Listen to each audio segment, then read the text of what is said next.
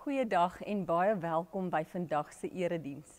Dit is die gebed van my hart dat die Here vanoggend vir jou 'n baie spesiale boodskap het en mag hy my as instrument in sy hand gebruik en mag sy naam verheerlik word. Kom ons bid saam. Here, dankie vir hierdie wonderlike voorreg om uit die woord te kan lees en te kan leer. Maak ons harte en ons verstande helder.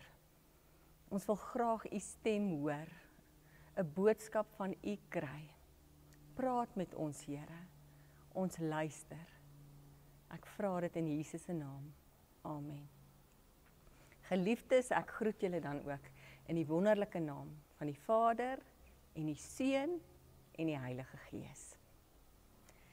Nou as ek nou vandag vir jou vra, haal jou bankkaart vir my uit, neem 'n foto daarvan en stuur dit vir my, sommer ook met jou PIN-nommer. Gaan jy dit doen? Gaan jy jou bankkaart inligting vir enige iemand gee en jou PIN-nommer vir enige iemand gee?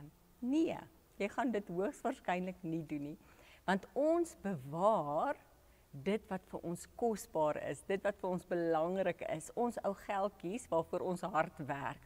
Ons bewaar dit, ons bewaar kosbare items soos miskien juwele in 'n kluis en ons beskerm daai sleutel, ons omhein ons huise, ons sit trekkers in ons karre. So ons bewaar en bewaak dit wat vir ons kosbaar is.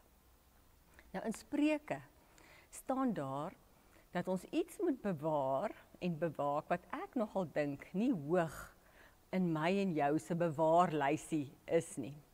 En luister wat staan daar in Spreuke 4 vers 23. Bewaak jou hart meer as alles, want daaruit is die oorsprong van die lewe. Bewaak jou hart. En wanneer ons in die Bybel lees, baie keer van jou hart, dan bedoel dit jou interne wêreld, eintlik jou gedagte wêreld. En dis nogal iets wat ons nie sommer bewaak en bewaar nie. Ek wil graag vir jou die 83 vertaling en die boodskap vertaling ook lees, want dit beklemtoon vir my wat en hoe belangrik dit is dat ons gedagte wêreld, ons innerlike wêreld moet bewaak en beskerm.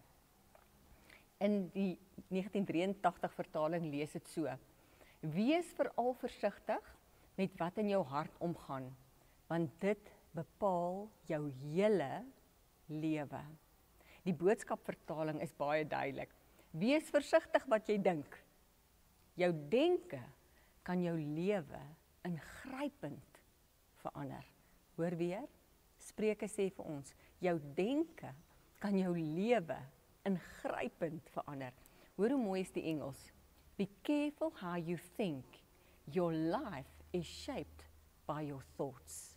Your life is shaped by your thoughts. So ja, ons bewaar ons PIN-nommers, ons bewaar ons huise, ons hou ons kluise se sleutels op 'n geheime plek. Maar ons bewaak nie altyd ons gedagte wêreld nie, ons denke. En ek dink veral die tyd van die jaar is ons besig en ons is haastig en daar val allerlei goed in ons koppe wat ons oordink. En dit sit ons in 'n spiraal van moedeloosheid en selfs van negativiteit. En ons moet ons koppe, ons denke bewaar. Nou hoekom? Hoekom is dit so belangrik? Hoekom beklemtoon die Spreukeskrywer, maar Paulus ook in die besonder, dit vir ons dat ons denke, ons koppe moet bewaar, moet versigtig wees wat ons dink. Want die kenners sal vir jou sê, sielkundiges en breinkenners sal vir jou sê, alles begin hier in jou denke. Dit wat jy dink, bepaal jou emosies en in 'n groot mate jou geestesgesondheid. So dit wat jy dink, bepaal jou emosies. Dan kom dit uit in woorde. En dan gaan jou woorde om in dade en dit word gewoontes en op die ou end bepaal dit jou hele lewe, soos wat hierdie teks sê. En dit is vir my so mooi, iemand het eendag gesê dat jou denke is soos 'n stuurwiel wat wys in die rigting waarin jou lewe beweeg. En ek wil jou nou 'n uitdagende vraag vra. Hoe het jou gedagte wêreld hierdie afgelope week gelyk? Wat het jy gedurig oordink?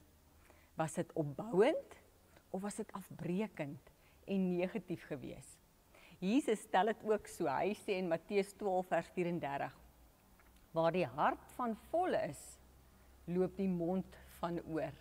Waar die hart van vol is, loop die mond van oor, en dit is Jesus aan die woord. 'n Vriend van my, predikant vriend, sê nou die dag, hy sê, wat mense se Facebook van vol is, né? Of ekskuus nie, hy sê, dit wat in jou hart aangaan, in jou kop aangaan, loop oor in jou Facebook. So hy sê, mense kan nogal op mense se Facebook of op jou Instagram, op jou sosiale media, kan mens nogal sien, wat gaan in mense se koppe aan. Dit was nogal vir my interessant geweest. Nou as dit dan nou so belangrik is, dit wat ek dink, en dat dit my lewe bepaal, en dit ingrypend kan beïnvloed, soos die Spreuke skrywer sê, hoe kan ek begin om anders te dink? Nou wat sê die Bybel vir ons hieroor? Nou ek wil sommer begin by 'n baie relevante teks, en dit is Romeine 12 vers 2. En daar staan dat ons God moet vra, om ons te help, om ons denke te vernuwe. So as jy weet, jy is iemand, ek is byvoorbeeld 'n warrior. Weet jy wat is 'n warrior? 'n Warrior is iemand wat worry, wat bekommerd is, as hulle nie iets het om oor bekommerd te wees nie. Jy is so gewoond daaraan, jy moet oor iets bekommerd wees, en as die dag aanbreek, wat jy niks het om oor bekommerd te wees nie, dan worry jy, omdat jy nie worry nie. So, en dit is ook, dit begin alles in jou denke, né? En nou, hoe help die Here ons hiermee? Vat dit na hom toe. Vat dit na hom toe, sê Here, help my, vernuwe my denke. Kom ek lees vir jou wat staan daar in Romeine 12 vers 2. Julle moenie aan hierdie sondige wêreld gelyk word nie, maar laat God julle verander deur julle denke te vernuwe. So hier staan dat ons verander wanneer ons koppe verander. En God kan ons daarmee help. En dan staan daar, dan sal julle ook kan onderskei wat die wil van God is, wat vir hom goed en aanneemlik en volmaak is. So kom ons vra God om ons te help. Interessant, die Griekse woord wat hier gebruik word, is metanoia. Nou dikwels in die Nuwe Testament lees ons die Griekse woord metanoia, en dan gaan dit dikwels oor bekering. Metanoia se vertaling is bekering, maar dit beteken ook letterlik metanoia, laat jou denke sal vernuwe. En dit sê vir my dat nie net ons harte moet ons vir die Here gee nie. Nie net ons harte moet tot bekering kom nie. Ons koppe, dit wat ons dink, né, moet ons ook vir die Here gee. Dit moet ook tot bekering kom, want dit is waar verandering begin. Wanneer die Heilige Gees my help om my kop te verander. Nou, wanneer jy kind van die Here word, wanneer jy tot bekering kom, dan kom leef sy Heilige Gees in jou hart. Ons het mos 'n vorige keer, het ek daaroor gepraat. En dan het jy hierdie stem binne jou, wat jou help om reg te leef. Die woord Heilige Gees beteken, of is in Grieks, parakletos. Parakletos. En dit beteken letterlik helper. Hy is jou helper of jou trooster. So wanneer die Gees in jou kom leef, dan help hy jou. Hy is jou helper, jou parakleet, jou parakletos, wat jou help om reg te leef. Maar hy help jou ook om anders en nuut te dink. Maar ja, daai stem van die Heilige Gees kan ons maklik ignoreer. En ons op baie keer kamertjies van ons hart sluit vir hom. En dit wat ek dink, ag nee wat Here, ek is okay in hierdie gebied. U hoef nie daar vir my te help nie, Heilige Gees, ek dink maar wat ek dink, né? Maar dan sluit ons daai kamertjie van ons hart vir hom en ons ignoreer die Heilige Gees, en dan sê die woord, dis wanneer ons hom bedroef, wanneer ons nie na sy stem luister nie. Ek het 'n vriendin, Zanti Swanepoel, en sy vertel hierdie oulike staaltjie. En dit het my so laat dink aan hoe ons ook baie keer sekere kamers van ons hart sluit vir die Heilige Gees. En dit gaan oor hierdie sportspan. En hulle was op 'n kamp gewees, 'n oefenkamp, en almal sou in tente bly. Maar voor hulle toe by hierdie oefenkamp inry, toe staan die coach op en hy sê maar 'n paar van die atlete gaan nou in die Herehuis kan bly van hierdie oefenkamp. 'n Pragtige huis, en hy soek hulle so uit, so 5 van hulle, en hulle vat hulle ou goedjies en hulle gaan nou in die Herehuis bly. Die res van die spanne gaan nou in die tente bly. En dis die allermooiste huis. Hulle stap in en dis die mooiste ingang en die mooiste hekke en deure. En hulle lui die klokkie en die huishoudster maak die deur oop. En toe hulle wil instap, toe sê sy, nee, hier in hierdie Herehuis trek ons skoene uit. Ons loop nie met ons skoene op hierdie pragtige vloere nie. Julle moet julle skoene buite los. En die paar atlete sê nou, hulle is nou so gelukkig om in hierdie pragtige huis te bly, hulle trek nou maar hulle skoene uit. In die huis gekom, pragtige mooiste matte. En toe die een net sy voet so op die mat wil sit, toe sê sy, nee, in hierdie huis loop ons nie op die matte nie, dit is baie duursame matte, ons loop nie op die matte nie. Toe hulle in hulle kamers kom, en hulle wil nou uitpak en alles, toe sê hierdie huishouster, nee, in hierdie huis, hierdie Herehuis, slaap ons nie op hierdie pragtige beddegoed nie, ons vou dit netjies op en daar's ander beddegoed wat jy kan gebruik. En die storieetjie het my laat dink oor, weet dat ons baie keer vir die Heilige Gees sê, hierdie deeltjie, hierdie kamertjie van my hart, gaan ek nie dat u daar heers nie. Ek heers daar, ek sit op die troon van daai kamertjie van my hart. En dit is baie keer ons denke. Want ons sal baie keer goed dink, en dan weet ons, vroegoggend as jy jou oë oopmaak, dit wat ek nou dink, hierdie bekommernis, of hierdie aggressiewe denke, of jy beklei met iemand in jou kop, nou wie dit al gedoen, in jou kop met mense beklei, in die nag as jy moet slaap. Dan weet jy, maar daai denke gaan my nou in hierdie spiraal sit, van moedeloosheid en negativiteit, en dit gaan my aggressief maak, en ek weet ek moet nie hierdie goed dink nie, ne? Ek weet dit is nie in lyn met God se wil en woord nie, maar ek kies oor en oor om dit weer te dink. Ons sluit daai kamertjie van ons hart vir die Heilige Gees, en ek wil jou uitnooi om die Heilige Gees te vra, Here, help my ook om my denke te verneem, metanoia, verander my denke, laat ek anders kan leef, want as ons kinders van die Here is, moet ons immers anders lyk, ons woorde en ons dade en ons optrede moet anders wees as die wêreldsin, en ook ons gedagtes. Ons moet dink dit wat vir God aanneemlik en goed en mooi is. Ons moet ook ons gedagtes vir die Here gee en hom eer met ons gedagtes. Maar ja, partykeer ignoreer ons hom. So dis die eerste ding wat die Bybel ons mee help. Die Bybel sê, as jy jou kop vir die Here wil gee, vra die Heilige Gees om jou te help, om te metanoia, om jou denke te vernuwe. Die tweede manier wat die Bybel ons en Paulus leer ons hiervan, is dat jy moet kies. Ek en jy is na God se beeld geskep. En dit beteken onder andere dat ons kan kies. Ons kan kies wat ons dink. Het jy geweet, jy hoef nie alles wat in jou kop val te oordink nie. Jy kan dit kies wat jy dink. En Paulus sê dit so pragtig vir my. Hy sê, neem elke gedagte gevange en maak dit aan Christus onderdanig. So as jy weet, hier kom hierdie gedagtes en dit val in jou kop, hoef jy nie by daai gedagte te kamp nie, soos my kinders sal sê. Jy kan daarna kyk, dit arresteer, dit analiseer, en as dit nie in lyn is met God se woord, dit verwerp. So Paulus sê dit baie mooi, hy sê, neem jou gedagtes gevange en maak dit aan Christus onderdanig. Daar's 'n Engelse gesegde wat dit so mooi sê, my thoughts control my life, but I can control my thoughts. My thoughts control my life, but I can control my thoughts. Ek kan kies wat ek dink, ek kan daarna kyk, ek kan dit arresteer, ek kan oorlog verklaar, want as Paulus sê, neem gevange, dan is dit oorlogstaal, ne? Ek kan oorlog verklaar teen hierdie afbreekende, negatiewe, moedelose gedagtes, wat partykeer so in my kop val. En breinkinders sê vir ons moet dit eintlik baie vinnig doen, want mense gedagtes spring, hulle reken so teen 300 km per sekonde, van een senuwee-eindpunt na 'n ander een. So mens dink onbewustelik en bewustelik verskriklik baie vinnig dinge, en daarom is dit so belangrik om dan tot halt te kom, en tot stilstand te kom, en te dink oor dit wat ek dink. Dit is die eerste stap, tot 'n gesonde gedagtewêreld, as jy begin dink oor dit wat jy dink. Dit klink vreemd, né?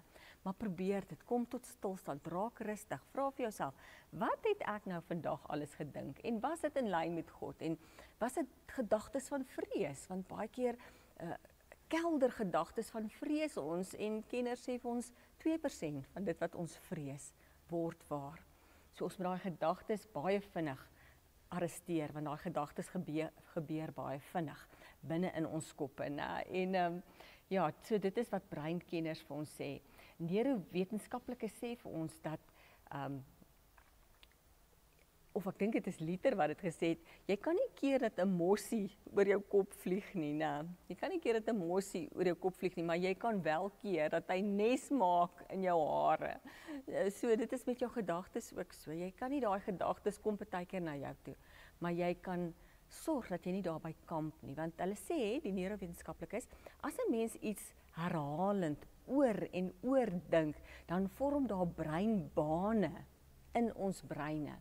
En dan later is dit vir jou net so maklik om weer in te val in daai breinbaan en weer daai negatiewe of vernietigende gedagtes te dink, want jy het dit oor en oor gedink en daar het 'n breinbaan ontwikkel. Maar interessant wat hulle ook sê is dat ons breine is neuroplasties, so dit kan verander. Ek kan nuwe bane in my brein skep deur bewustelik te kies om anders te dink, om nie te dink. En gelukkig is ons nie alleen wat dit betref nie. Ons het mos dan gehoor dat die Heilige Gees help ons ook hiermee. Iemand het eendag 'n pragtige metafoor gebruik en gesê jou gedagtewêreld is soos 'n tuin en jy is die tuinier. En as jy nou gaan laat onkruid opskiet daar, voor jy weet, dan is jou hele tuin vol onkruid. Voor jy weet is jou hele gedagtewêreld negatief en afbreekend en vernietigend en vol onkruid. En daarom moet jy daai onkruid uittrek, soos Paulus gesê het, neem gevange en maak dit aan Christus onderdanig. En dit wat jy plant, dit gaan jy op die ou end oes. Dis 'n mooi metafoor van jou gedagtewêreld is soos 'n tuin en jy moet versigtig wees dat onkruid nie oorneem nie. En jy moet mooi dinge plant, want dit gaan jy op die ou end oes. So dit is nogals wat Paulus vir ons leer, neem gevange. Ons het die vermoë om te kan kies. Maar dan sê Paulus ook iets anders. In Filippense 4 vers 8. Dan sê hy, jy moenie net gevange neem en verwerp of arresteer hierdie afbreekende, vernietigende gedagtes nie. Hy sê, jy moet ook anders begin dink. Jy moet daai gedagtes vervang met goddelike gedagtes, met hemelse gedagtes, met dit wat mooi en waar en prysenswaardig is. Kom ek lees vir jou die teks. Filippense 4 vers 8. Verder broers, en hy bedoel susters ook. Alles wat waar is, alles wat edel is, alles wat reg is, alles wat rein is, alles wat mooi is, alles wat prysenswaardig is, watter deug of lofwaardige saak daar ook mag wees, daarop moet julle gedagtes rig. So Paulus sê vir ons hierdie mooi dinge, edel, waarheid, skoonheid, hemelse dinge, moet ons gedagtes oprig. En dan sê hy, en wat julle van my geleer en ontvang het en gehoor en gesien het, dit moet julle doen, en God wat vrede gee, sal by julle wees. Nou interessant is dat Paulus nie New Age is nie. Hy sê nie, hoorie, dink maar net positief nie. Nee, hy sê, vervang met dit wat goddelik is, met dit wat mooi is, met dit wat rein is, met dit wat edel is, met dit wat prysenswaardig is. So, neem gevange, maar vervang ook daai gedagtes. Want as mens, sê nou maar dankbaarheidsgedagtes dink, dan gaan jy sukkel om negatiewe, vernietigende gedagtes te dink. So hy's nie New Age wat sê, ag nee, net positive thinking, hy's nie 'n motiveringsspreker nie, Hy sê nee, vervang met dit wat mooi en edel en goddelik is en rein is. En hy's ook nie, soos die boeddhisme baie keer glo, ag ignoreer nou maar net, jy weet daai slegte in die lewe nie. Nee, hy sê ten spyte van die swaar, ten spyte van die lyding, hou ek aan God vas. Glo ek dit wat mooi en rein en goed is. Weet, Paulus leer vir ons, wat is Heilige Gees deurdrenkte denke. Hoor weer, Heilige Gees deurdrenkte denke. En Paulus doen dit nie uit 'n gemakstoel nie. Weet, Filippense staan bekend as die blydskapsbrief in die Bybel.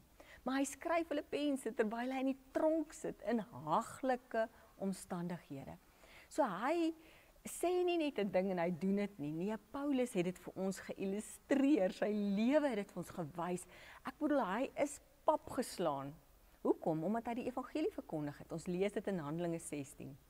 Hy's pap geslaan, maar hy sit daar in die tronk, hy's gearresteer, hy's gevange geneem, sy hande en voete is aan boeye, en wat doen hy? Hy sing lofliedere, hy loof en aanbid vir God in daai haglike omstandighede. So Paulus leer vir ons oor denke, hoe om met vernietigende denke te arresteer en dit in lyn te stel met Christus, en hoe om dit wat rein en waar en edel is te bedink. So hy leer vir ons hierdie dinge, maar hy leer dit nie net vir ons vanuit die hoogte nie, hy het dit deurleef. Hy het die Heilige Gees deurdrenkte gedagtes. Weet, hy kom in 'n dorp in en dan evangeliseer hy. En gou dan sien mense moeg vir hom en dan jaag hulle hom uit daai dorp uit. Baie keer is hy gestenig, en as jy gestenig is in die Bybelse tyd, dan is jy gestenig en vir die dood agtergelaat, né? En dan staan hy maar op en hy skud homself af en hy gaan maar weer aan om te evangeliseer. En hy sê hy doen dit want hy dink anders. Hy die groot prentjie, hy het 'n groot perspektief in gedagte. Hy weet, hoorie, in my lyding is God by my. En ek ken die einde van die storie. Hier, as ek klaarmaak op aarde, is ek by Jesus in die hemel. Ek is op pad hemel toe. So hy kyk vanuit 'n helikopterperspektief. Hy kyk groot prentjie en hy dink net anders as meeste van ons. Weet, hy sit nie daar in die tronk en nou sy pap geslaan en dan sê hy, "O Here, hoe kon U dit aan my doen? En kyk hoe swaar kry ek en ek werk vir U." Ek het al daai woorde geuiter. Ek werk vir U en nou kry ek so swaar en ek het so pyn en lyding, né? Nee, dis nie wat Paulus doen nie. Hy sit in daai omstandighede en hy sê, weet jy wat, dis goed wat nou met my gebeur, want nou het ek 'n captive audience, ek's vasgemaak aan 'n wag, en nou kan ek vir hom evangeliseer, ek kan vir hom die woord van die Here bring, ek kan siele wen vir die Here. Dit is sy denke, dit is sy perspektief, dit is sy Heilige Gees deurdrenkte denke, en ons kan so baie by hom leer. Dat hy sê, weet, maak jou gedagtes vol met God se woord, want as jy daai woord lees en jy oordink dit, dan is daar nie plek vir ander vernietigende gedagtes wat jou lewe in 'n sekere rigting kan stuur nie, né? Wat vir my baie interessant is, in neurowetenskaplikes sê dit vandag, dat ons is geneig om eerder negatief te dink. Ek dink 'n studie wat ek gelees het sê dat mense is geneig om 17 keer vinniger iets negatiefs te dink as iets positiefs. Die Prof Stefan Joubert sê, mens sal in 'n besigheid sal jy baie maklik risikobestuur departement kry, né? Maar jy sal nie 'n geleentheidsbestuur departement kry. Jy sal 'n klagte departement kry. Maar jy sal nie sommer 'n dankie sê departement kry nie. Hoekom? Want ons is geneig om negatief te dink, en dit moet ons die hele tyd ook van bewus wees. Nou, jy moet weet, dit is jou aard, jou brein has a mind of its own. The brain has a mind of its own, en dit's baie keer trek dit eerder die negatiewe aan. As jy gaan kyk op sosiale media, byvoorbeeld nuusblaaie, dan sê hulle altyd meeste gelees. En gekyk, maar daai meeste gelees is gewoonlik negatiewe nuus. So ons is nogal geneig om negatief te dink, né? En ons moet versigtig wees daaroor. En breinkenners, baie interessant, nou meer as 2000 jaar nadat Paulus geleef het en hierdie dinge verkondig het oor jou gedagtewêreld, breinkenners vandag beamoen dit en bewys dit. Hulle sal byvoorbeeld sê, Paulus het baie gepraat oor bekommernis en jy moet jou kommer vir die Here gee. Vandag se breinkenners sê dat as jy jouself gedurig bekommer, dan skei jou brein mos nou jou liggaam mos kortisol, die streshormoon af. En as dit 'n langdurige afskeiding is, dan affekteer dit jou amygdala. Dis 'n gedeelte in jou brein waar jou vrees en jou angs en jou depressie geleë is, en dan vergroot daai amygdala as jy aanhoudend jouself bekommer, as jy 'n warrior is, nou, soos wat ek baie keer doen, die hele tyd jouself bekommer. So dan raak vrees en angs deel van jou lewe, want jou amygdala het begin vergroot. So vir my so interessant dat dit wat ou Paulus so lank terug verkondig het, vandag sal breinkenners en die neurowetenskap sê, maar dis die waarheid. Paulus sê dit so mooi. En ek wil vir jou die teks lees oor bekommernis, want miskien is jy ook een wat jou maklik bekommer, né? Filippense 4, en ek wil dit vir jou lees uit die boodskap vertaling, hoe mooi dit daar staan.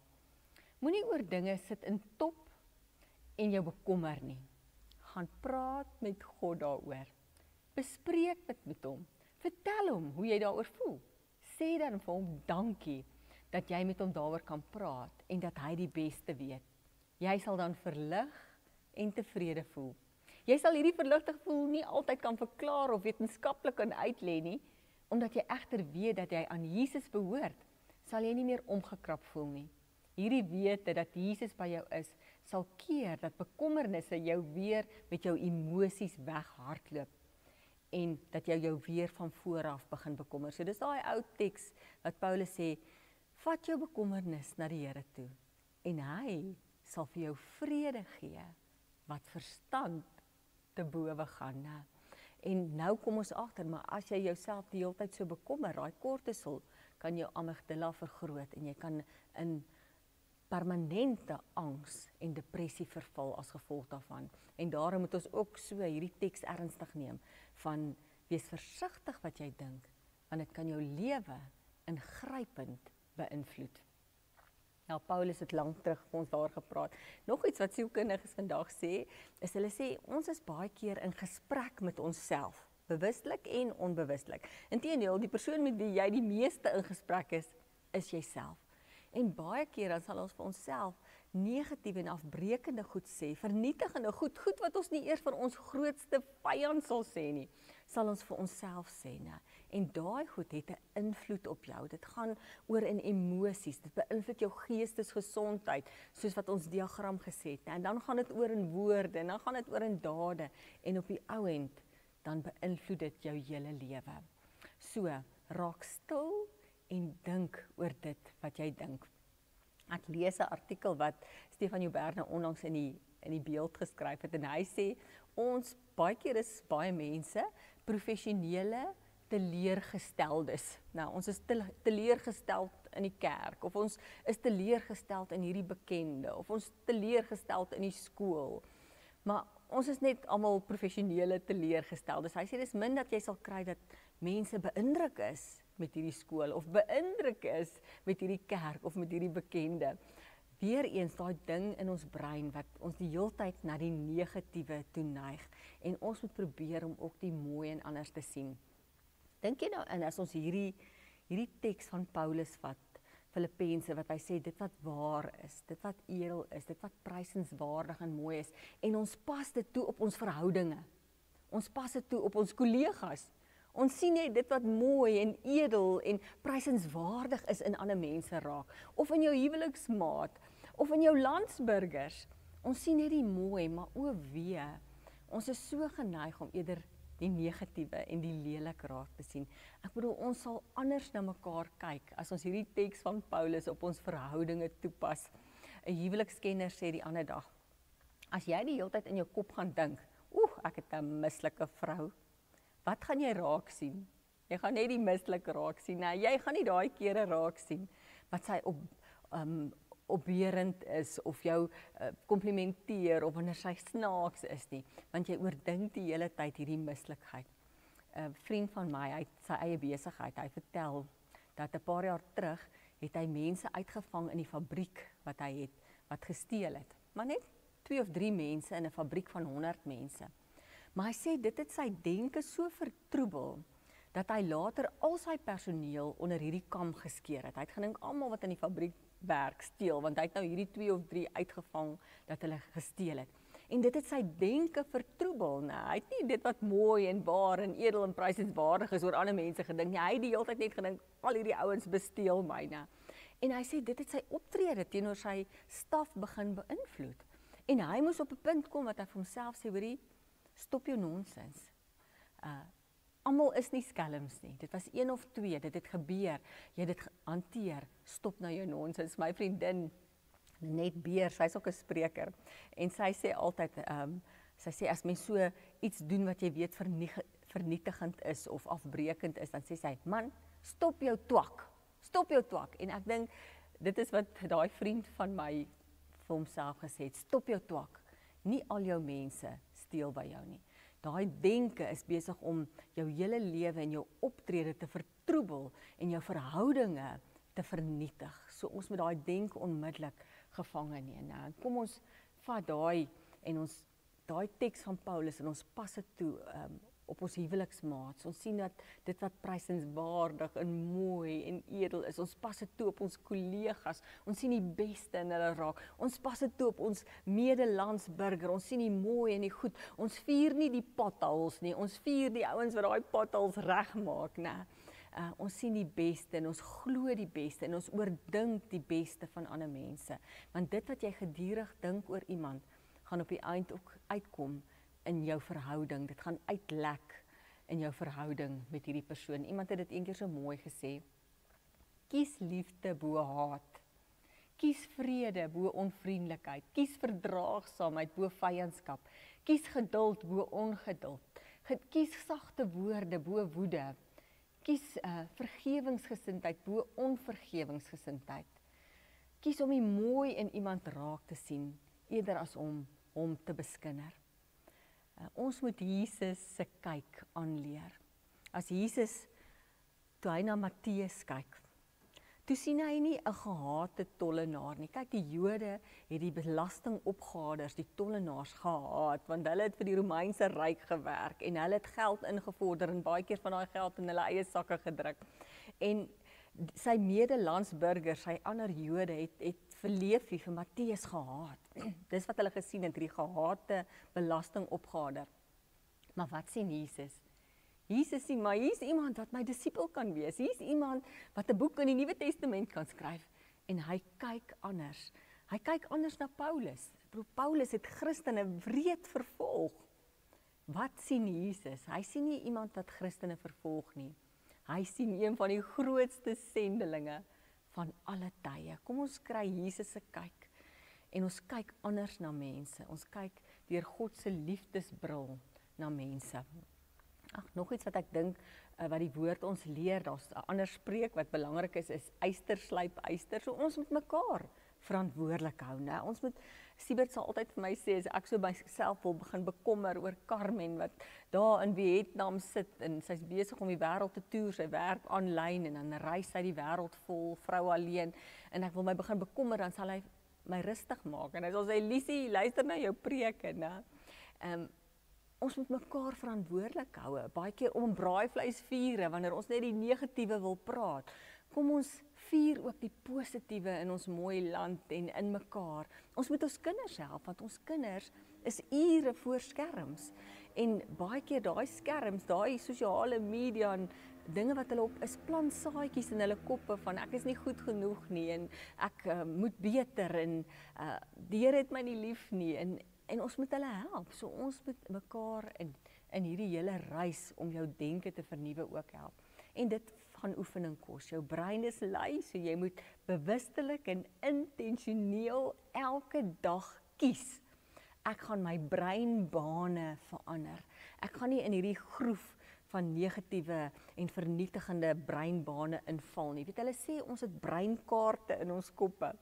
Wat oor jare van kleintyd af is hierdie breinkaarte in ons koppe gevorm deur goed wat gebeur het. En daarom sal ons baie keer wat is daai breinkaart? Dit is wanneer ons stereotipeer, ons en hulle. So daai breinkaart is baie diep. So sê net maar, 'n vrou kan nie bestuur nie. Nou, dis dalk 'n breinkaart wat jy hier in jou kop het. En dit vat moeite en dit vat harde werk om daai breinkaarte, daai breinbane te verander. En dis oefening, soos wat jy jou spiere oefen, moet jy jou brein oefen om nuwe bane te vorm.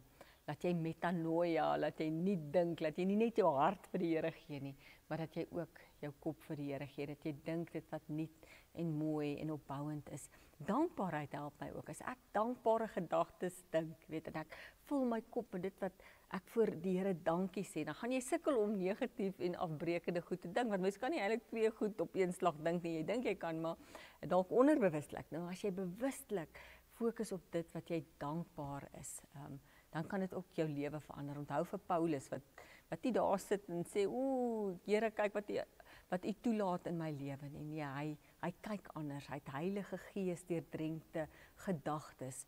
Hy fokus op dit wat hy het en nie noodwendig op dit wat hy nie het nie.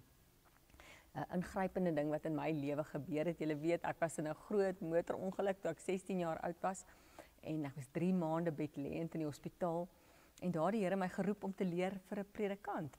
En toe ek nou uit daai herstelproses kom, ek het in een militêre hospitaal gelê, toe moes ek gaan vir fisioterapie. Ek moes letterlik van voor af leer loop het. En daai fisio's het my dan seer gemaak, hoor, want dit was harde werk om my bene weer te kry om te loop. En om my was troepies gewees, soldate, dit was nog daai tyd toe die manne grens toe gegaan het. En op 'n dag toe sit ek so daar by die ou militêr waar die fisioterapeute gedeelte is. Nou wag ek vir die bussie om my terug te vat na een militêr toe. En ek kry myself so jammer, nou hoe kan die Here nou toegelaat het? En hier sit ek nou en my liggaam is gebreek. En ewe skielik voel ek iets stamp so teen my. En toe sit 'n blinde stok. En toe sit 'n troepie en ek neem aan iets soos 'n handgranaat het in sy hande en sy gesig ontplof en hy het nie arms gehad nie. Die blinde stok was so aan die stompie vasgemaak en sy hele gesig was geskend en hy was blind uiteraard. En hy het nie gesien ek sit daar op die trappie en wag vir die bussie nie en hy het met sy blinde stok daar op die stoep geloop en hy stamp so in my. In daai oomblik toe ek myself so jammer kry en dit was so bevrydende oomblik in my lewe. Die ongeluk wat ek deurgegaan het regtig 'n transformasie in my lewe gebring. Dit was 'n tipping point oomblik, wil ek amper sê in Engels, in my lewe gewees. En dat ek daar sit en net weet, ek kry myself nou so jammer. Maar eintlik het ek soveel nog om dankbaar te wees. En ek het myself gesê, Liesel, fokus op dit wat jy het en nie op dit wat jy nie het nie. So dankbaarheidsoefening is mental training. Dankbaar vir dit wat Jesus vir jou gedoen het. Hy het in jou plek gesterf. Jy kan nie jouself red nie. Hy het dit namens jou gedoen. Hy het jou skuld afgeskryf. Jy's op pad hemel toe. Jy's sy kind. Jy was verlore. Maar jy's nou sy kind as jy hom aangeneem het. Nou, te fokus op dit, daai dankbaarheidsgedagtes. Goed, wat ons ook kan doen is fisies. Paulus sê ook dit vir ons, jou liggaam is 'n tempel, so jy moet kyk na jou liggaam. Slaap genoeg. Neurowetenskap sal vir jou sê, as jy nie genoeg slaap nie, dan tas dit jou denke aan, dit tas jou besluitnemingsvermoë aan.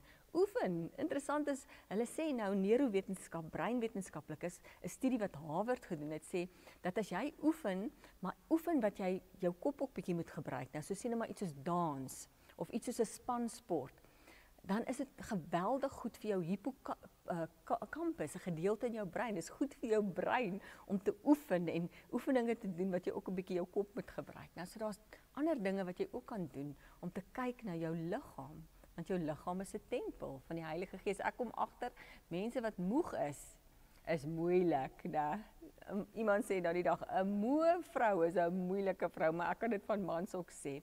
So kyk na jou liggaam. Party mense kyk beter na hulle motorkarre as na hulle liggame. Ag, sommer om op te som.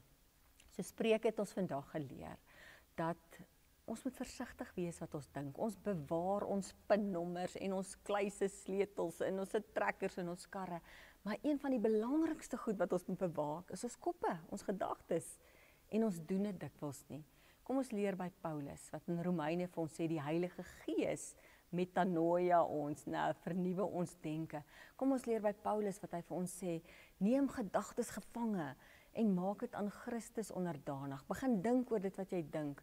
En nie net gevange neem nie, vervang met dit wat mooi en waar en prysenswaardig is. En kom ons kyk ook so na mekaar en kyk na jou liggaam. Slaap genoeg, oefen en help mekaar, yster slyp yster, né? As jou maat is, jy sê nie, hoor, hier begin hierdie persoon vernietigende denke dink wat hulle lewens begin oorneem.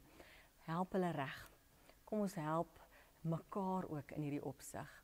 Ag, ek bid vir jou dat dit wat ons vandag uit God se woord geleer het, oor Heilige Gees deurdrenk te denke, dat dit ook vir jou 'n realiteit sal word en dat jy sal begin dink oor dit wat jy dink. Kom ons bid saam. Here, dankie dat u woord ook lekker prakties is en dat u vir ons so mooi leer uit die woord, ook oor wat ons gedagtes betref. Here, ons wil vandag opnuut kom en nie net ons harte vir u gee nie, maar ook ons gedagte wêreld. Dat u Heilige Gees binne ons bewus maak daarvan om goed te dink wat rein en mooi en prysenswaardig en edel is, Here. Help ons hiermee. En dankie dat u Heilige Gees daar is vir ons, dat u die parakleet is, die helper. Ons loof u naam, Here, dankie vir ons pragtige gemeente, dankie vir die lente en die lig, laat ons lekker reën kry, seën elkeen wat hierdie boodskap kyk, se gesinne, se huwelike, se loopbane, ons gemeente, Here. Dankie dat ons ook hier in Kameeldrif 'n verskil kan maak. Ons loof en ons prys U, Here. Amen. Ek groet U dan ook nou in die naam van die Here en ek bid dat Jesus se liefde in jou hart sal heers as jy na mense kyk, dat sy Heilige Gees jou denke sal vernuwe en dat jy God die Vader sy teenwoordigheid sal ervaar en sal weet jy is sy kind en dat jy geseën sal wees in hierdie week. Amen. Ek sê ook dankie vir jou offergawe wat jy vir ons gee, wat ons ook hier in Kameeldrif 'n verskil mee kan maak.